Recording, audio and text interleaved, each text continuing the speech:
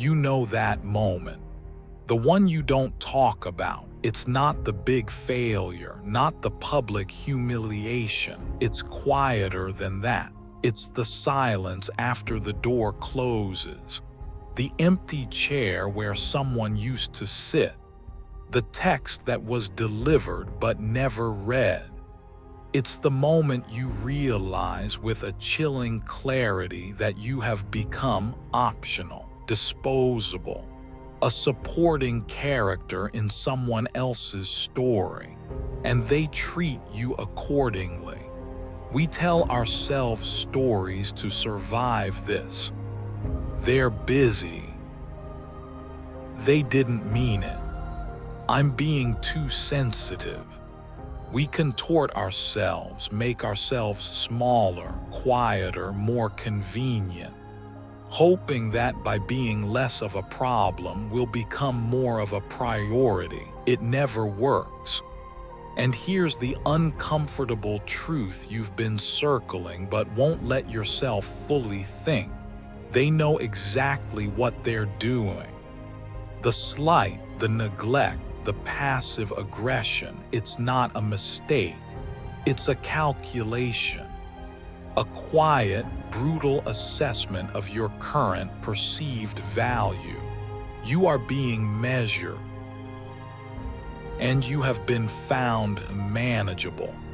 This isn't a video about revenge. Revenge is a child's fantasy. This is about physics, cause and effect. This is about what happens to the social ecosystem, to the very people who looked right through you when you introduce a new variable. You, but not the you've been showing them, the other one, the one they've never met. Let's break down the system, how people really decide how to treat you. It has almost nothing to do with your personality, your kindness, your good intentions. Those are just amenities, nice to have. The core algorithm runs on two inputs and two inputs only: perceived utility and perceived cost.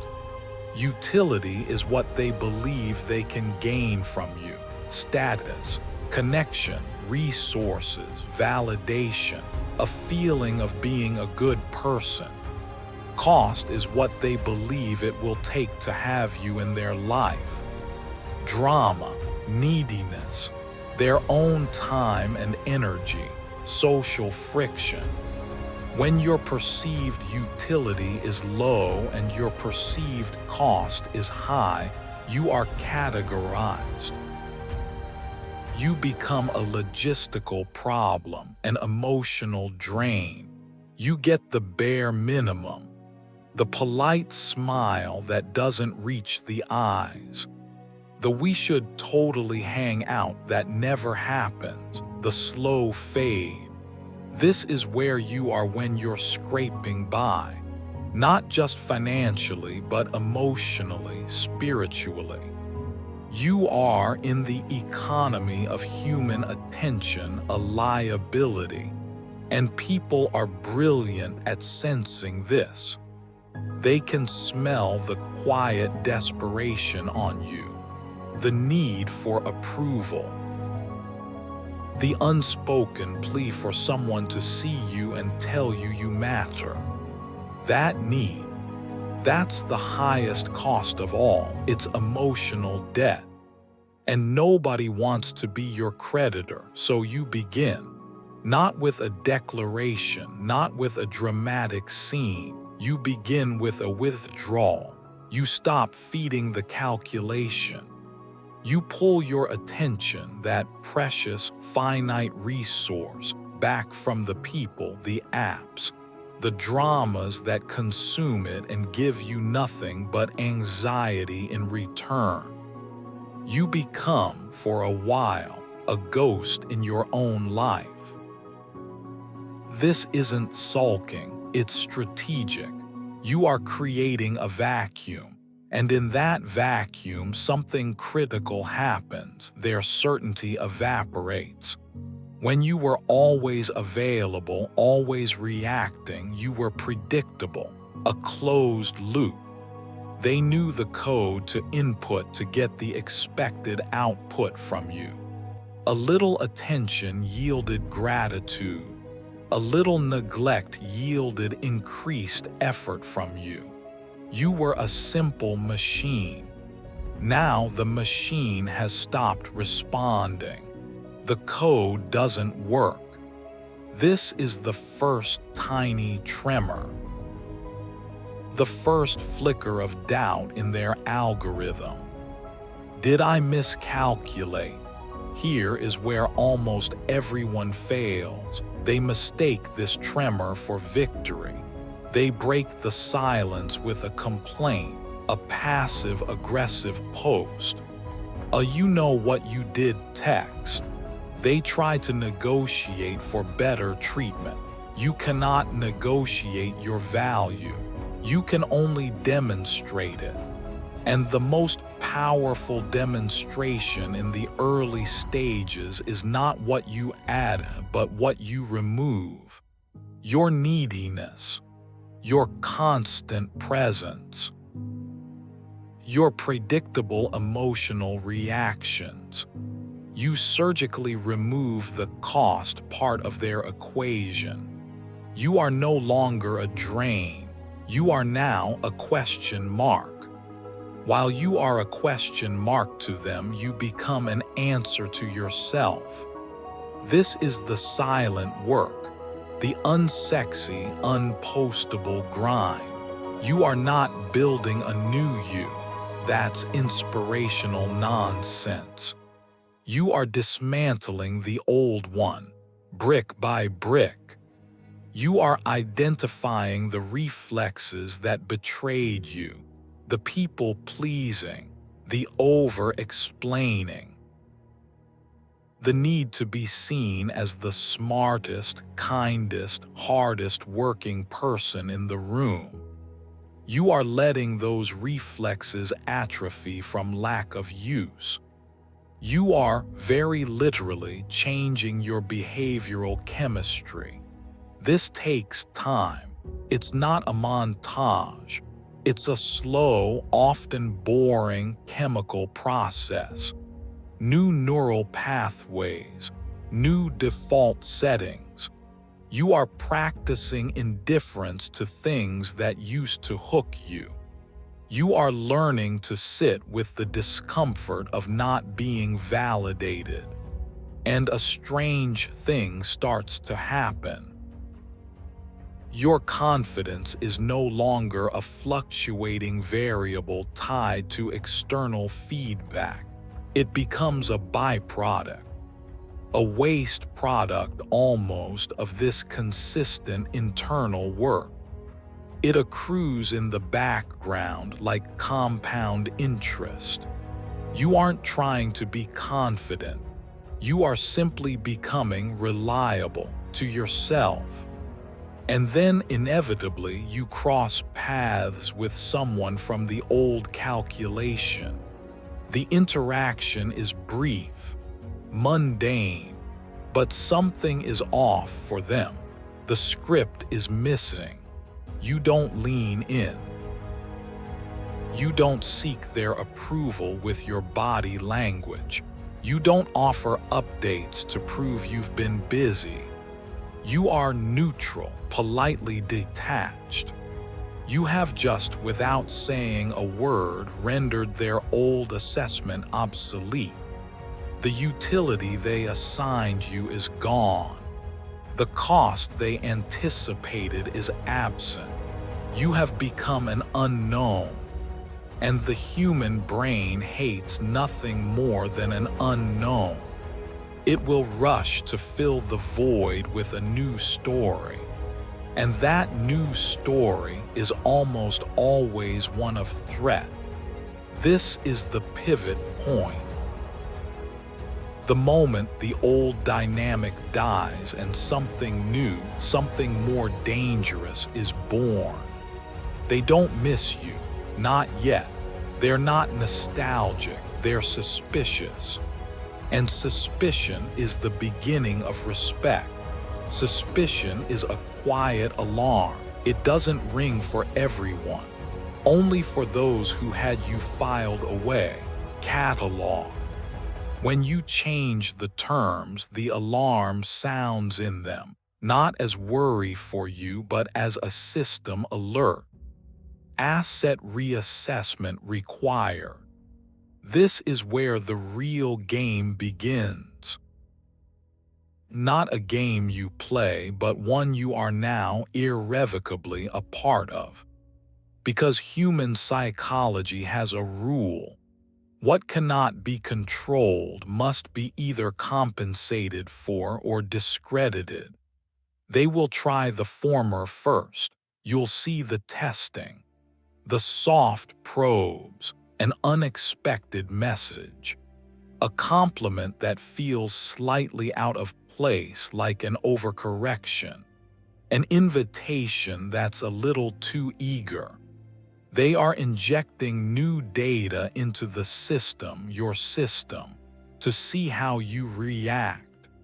They are trying to find the new boundaries, the new price of your attention.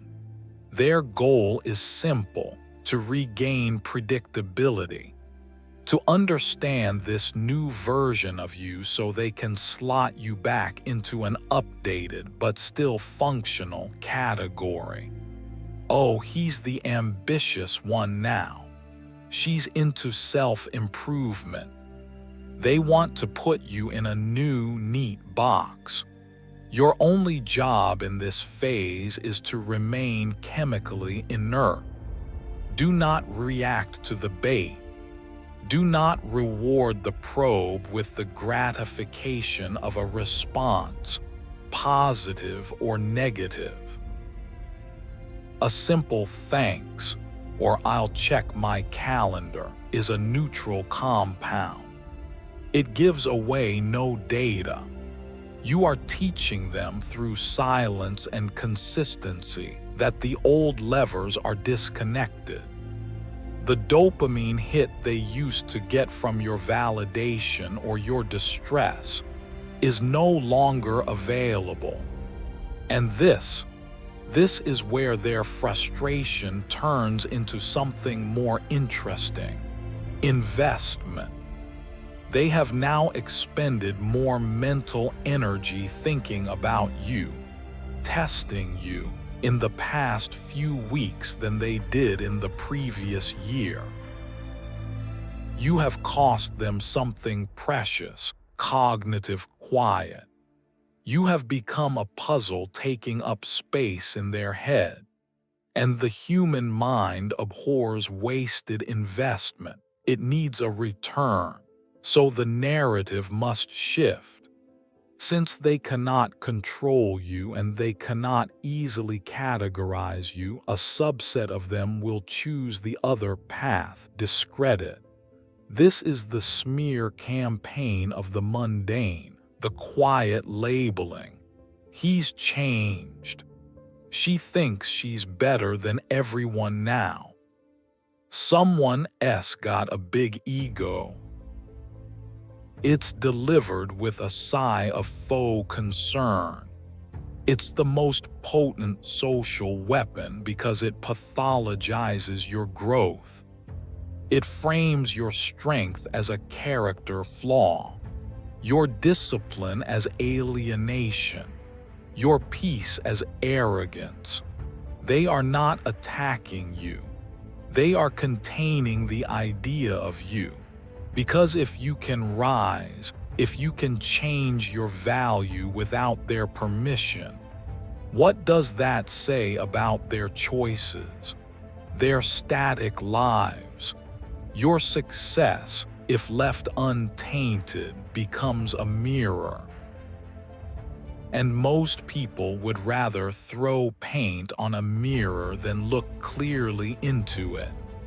And here is the critical, painful fork in the road you will face. A part of you will want to engage, to defend, to prove. to post the humble brag that shows you're unbothered, to drop the perfect, crushing line that puts them in their place. That part of you is the ghost of the old calculation.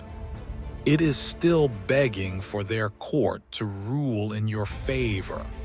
You must let that ghost starve. Because while they are busy running discredit protocols, you are in the realm of compounding. And compounding operates by a law that is deaf to opinion. One skill practiced, not for a resume but for the private satisfaction of competence. One financial threshold crossed, not for show, but for the silent authority of options.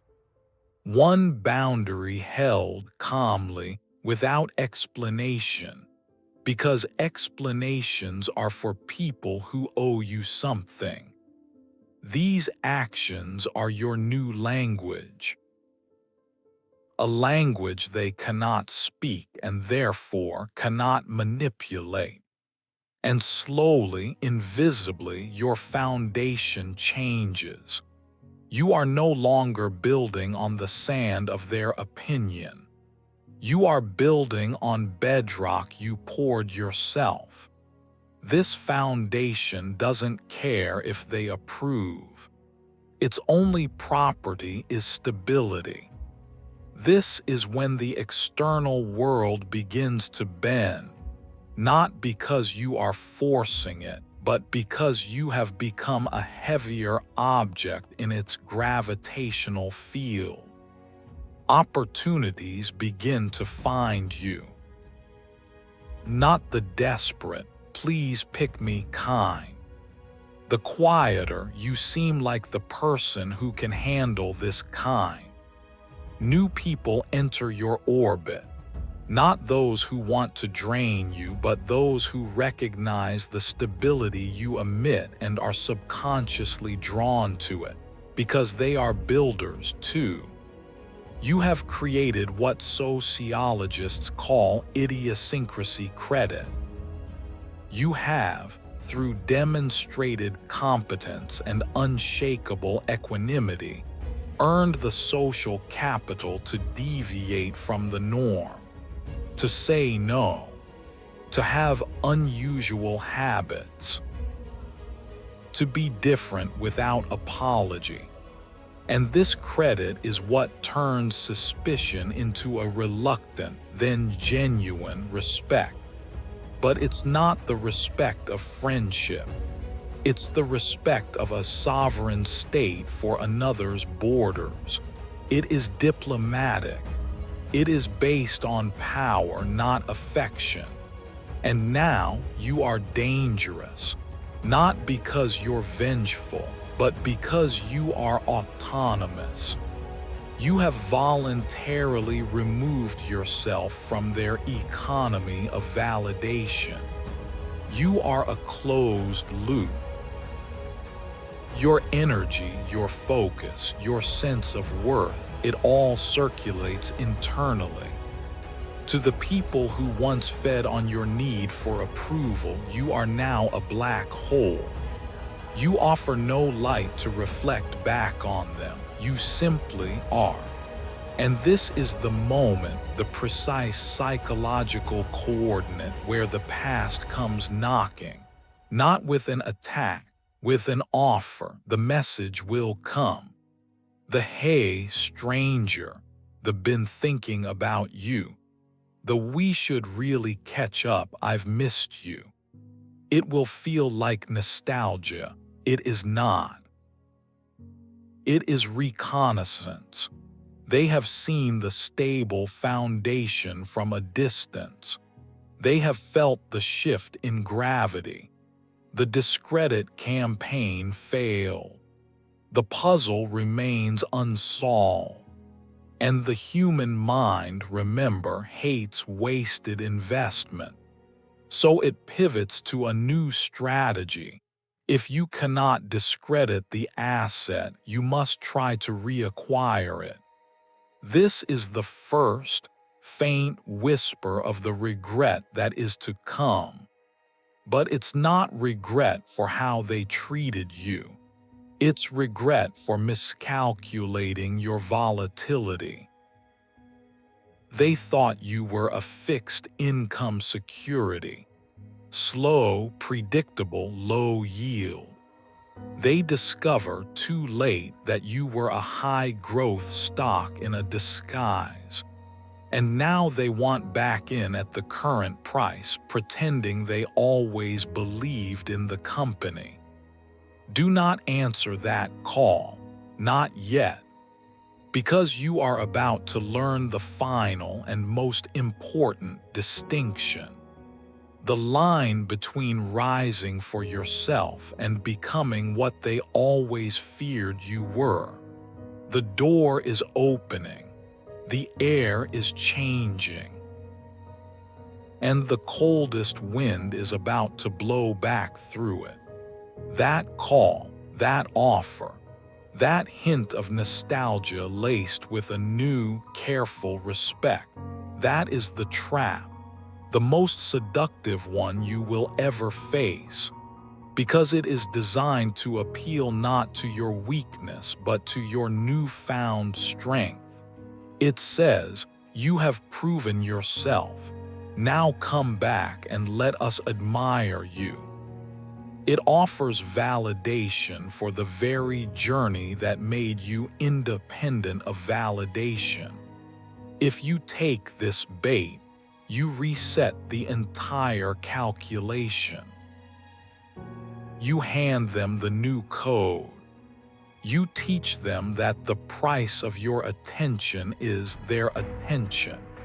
And the game begins again, only now at a higher, more sophisticated level of manipulation. This is the final test, not of your discipline or your skill, but of your identity. Who are you now? Are you the person who needed them to see you? Or are you the person who sees yourself and finds that to be enough? The answer isn't a statement. It's a series of silent actions with a single, clear through line. You protect the compound. You do not return to old haunts to be seen. You do not casually offer access you once craved. You do not forgive and forget on a timeline that conveniently absolves them. You move with a polite, implacable permanence. You have left that country, and you are not applying for a visa to return as a tourist. Your past with them is not a wound to be healed in their presence. It is a scar, evidence of healed damage, and you do not owe anyone the right to trace its outline with their fingers. They will appear at the new door, the one you built. They will come with gifts in hand, apologies wrapped in justifications. I was going through a lot. You know how things were. I always knew you had it in you. Listen to the language. It is the language of debt settlement. They are trying to pay off the old social debt with the cheap currency of hindsight, hoping you'll accept it at face value. This is the moment of true rise, not when you succeed, but when you are presented with the full, packaged acknowledgement of your success from the very people who denied you, and you feel nothing. No heat, no cold, no urge to make them understand the pain. Just a clear, spacious recognition. This transaction is obsolete. You thank them for their words. You might even wish them well. And then you return your attention to the work in front of you. You demonstrate in real time that their verdict no longer holds a seat in the courtroom of your mind. You are not rejecting them. You are rendering them irrelevant. And this is the source of the regret. Not the dramatic, cinematic regret of a villain seeing the hero triumph. It's subtler, heavier. It's the regret of an accountant who discovers a catastrophic, irreversible error in an old ledger. They realize they invested in the wrong asset.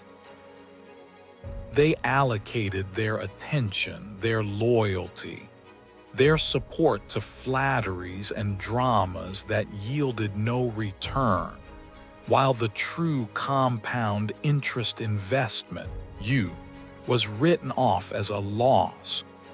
And now they must watch the dividend checks go to someone else. To the new people in your life who met you after the foundation was poor. People who get to engage with the stable, capable, whole version of you, without the baggage of the old debts. This is the poetic twist they never see coming. They thought your rise would be about them. That you'd want revenge or apology or submission. They prepared for a fight, for a negotiation. You give them a non-event. You offer the ultimate insult to their ego, peaceful indifference. And in that indifference, they are forced to confront the true cost of their past behavior. It wasn't that they created an enemy. It's that they excluded themselves from an ally. They are not facing a monster they created. They are facing a closed door they themselves locked, and you have since built a better house elsewhere. So do they wish they treated you better?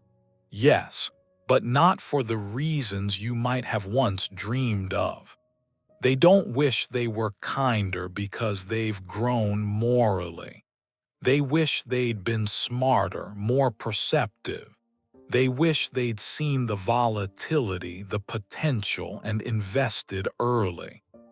They wish they had a claim on the compound interest of your growth. Their regret is not ethical, it's strategic. It is the lament of the poor steward. This is the final, quiet victory, one that never makes a sound. You are no longer waiting for an apology that will never come. You are no longer defined in opposition to them. The fire that fueled you early on, the anger, the pain, has been fully converted. It is no longer a burning spike of emotion. It is the steady, sustainable fusion core at your center. It powers everything, but it cannot be seen. Only its effects are felt. You have not become better than them. You have become separate. You have exited a game whose rules were designed to keep you playing forever, and you have started building your own world with your own physics. So when you rise, they'll wish they treated you better. But you won't be thinking of them at all. You'll be too busy reading the blueprints for what you build next. And that is the only closure that ever mattered. The calculation is over. You are the equation.